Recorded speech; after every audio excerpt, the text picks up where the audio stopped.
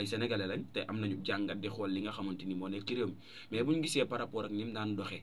maanaam ni mu daan doxale ci réew mi ni muy gouverner mais da nga naan ah mais kii est-ce que bëggul a laaj li nga xamante ni mooy troisième mandat.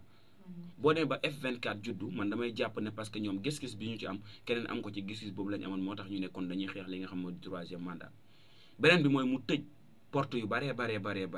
porte yi mooy askan bi lu ñu bëgg a xam moom mu ne duñ ko xam du ma ne wii du ma ne non c'est-à-dire que yow mi nga xam ne yaa daan joxe ordre ne man kat bu ñu eggee ci bis tàngam du ma def dara lii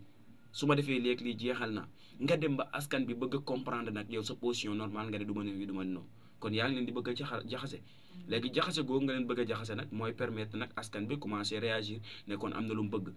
waaw parce que nag bu fekkee ni war xaa heure boo ñëwee mu ne la ah man kat fii bureau bi maa fi nekk tey nga ñëw ne ko ah war xaa bureau bi ku fi nekk mu ne du ma ne man maa fi nekk du ma ne nekkuma fi kon di nga ne waa war xaal doxootuma maa fi nekk am déet lan la war xaa bëgg kon c'est-à-dire que loolu moo nekk problème bi nga xam moo posé woon tey tax sénégalais kenn ku nekk di réagir bi mu demee nag ba nga xamante ni moom ci boppam def na déclaration ne du ma def troisième candidature askan bi ñu bari di ko féliciter ñi naan grandeur la ñi naan genre ku nekk am nga logique pour wax ko parce que am na ñoo xamante ni peut-être li ñu gisoon mooy moom la mu waxan du ci dellu ginnaaw ca lay nekk ba tey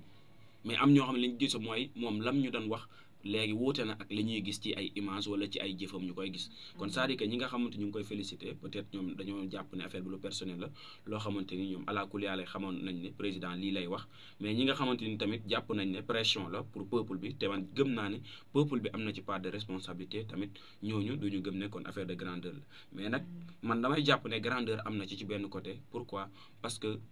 mënoon na fippu comme ni gars yi di fippoo mënoon na fippu comme ni gars yi di fippoo donte ni bu fippoo nekkul li gën ci moom nekkul li gën ci askanu Sénégal tamit mais du moom rek moo fi jaar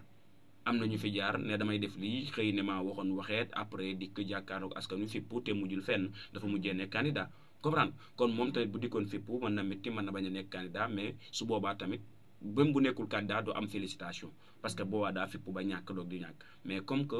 tollaguñ ci fippu mu daal di dellu fa mu nekkoon wax la mu waxaatoon kon dañ koy féliciter jàpp ne affaire de grandeur la man loolu laay jàpp mais à part ça dara beesu fi lépp jàppoon nañ ne askan bi ñoo ko mën a xeex pour mu jeex.